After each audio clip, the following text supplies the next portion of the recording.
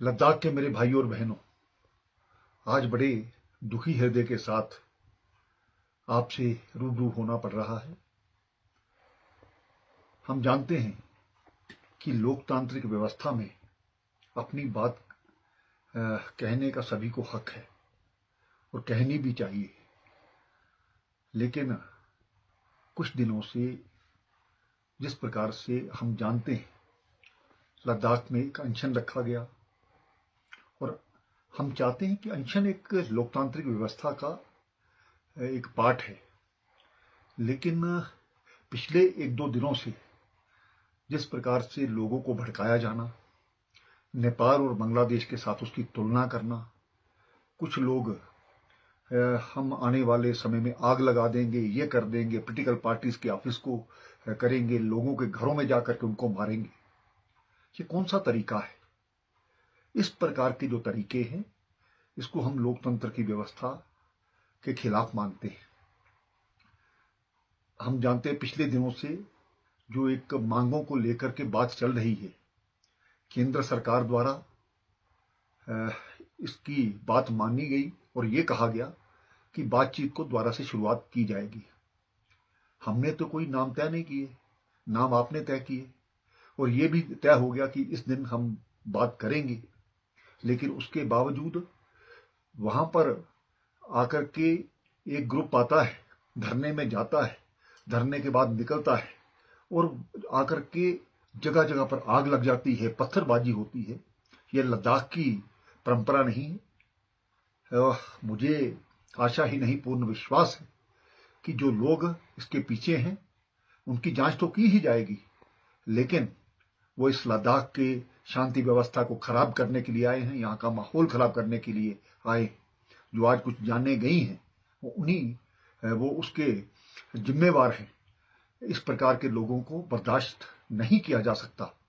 मैं एक बार ये जो लोग भड़का रहे थे, मैं शांति व्यवस्था की दोबारा से अपील करता हूं और जिन लोगों ने आज के इस सभी व्यवस्था को खराब करने के लिए ये कोशिश की, जब हमने सुबह यहाँ पर सीआरपी पुलिस को डिप्लॉय किया था, सिर्फ ठीक है एक बंद का आह्वान किया गया उस व्यवस्था को बनाने के लिए, लॉ एंड ऑर्डर रखने के लिए। वहाँ पर हमारे सभी जो पुलिसकर्मी हैं उनके हाथ में लाठियां दी गई थी, लेकिन सीआरपीएफ के लोग गाड़ी के बीच में बैठे हैं और उनको जलाने का प्रयास किया जाता है। ये कहाँ का इंसाफ है? क्या हम अपने जवानों की जान इसी प्रकार से जाने देंगे? उसके बाद कुछ लोग डायरेक्टर जनरल पुलिस, जो कि यहाँ की लॉ एंड ऑर्डर को मेंटेन रखते हैं, कई वर्षों से यहाँ पर सेवा का काम कर रहे हैं, उनकी गाड़ी पर बड़े बड़े पत्थर मारे जाना, ये कहाँ का इंसाफ है? क्या इसके पीछे कोई साजिश करने वाले लोग नहीं हैं? मैं लद्दाख के शांतिप्रिय लोगों से ये कहना चाहता हूँ, आप इस चीज को समझिए। कुछ लोग अपने मफाद के कारण से पूरे लद्दाख की जो सुरक्षा व्यवस्था है उनको खराब करने का प्रयास कर रहे हैं। मैं लद्दाख की जनता के साथ हूँ, मैं लद्दाख के नौजवानों के साथ हूँ और लद्दाख के नौजवान जब भी मुझसे मिलने आते हैं, मैंने कभी किसी को मना नहीं किया। और जिस प्रकार से उनके भविष्य की हम बात सोच रहे हैं, चाहे वो टूरिज्म के माध्यम से, चाहे वो एजुकेशन के माध्यम से या हेल्थ के माध्यम से, और नई नई नौकरियों का यहाँ पर नोटिफिकेशन जारी हो रही है।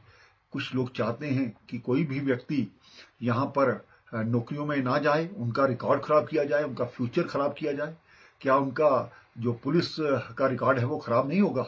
इस चीज को समझने की जरूरत है। और मैं एहतियातन तौर पर हमने कर्फ्यू लगाया है, उन लोगों को भी बख्शा नहीं जाएगा जिन लोगों ने यहाँ पर माहौल खराब किया है। और मैं आपके माध्यम से भी कहना चाहता हूँ कि यहाँ पर लोगों की जो इन्वॉल्वमेंट है इस शांति व्यवस्था को बनाने में होनी चाहिए। हमारी जो रिलीजियस लोग हैं, हमारे जो राजनीतिक पार्टियां हैं, मैं उनसे भी अपील करता हूं कि इस प्रकार के जो लोग जो उनको चिन्हित कीजिए, आइडेंटिफाई कीजिए और उनको रोकिए।